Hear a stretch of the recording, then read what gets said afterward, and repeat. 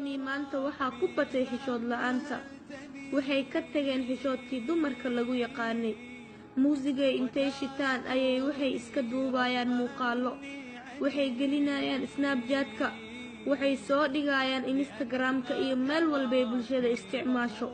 Ayagoo weliba cawradoodii ay qaawan tahay. Subxaanallah.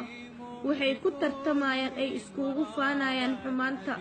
walaashaydii xumaanta ma ahan wax lagu tartamo ama wax lagu faano.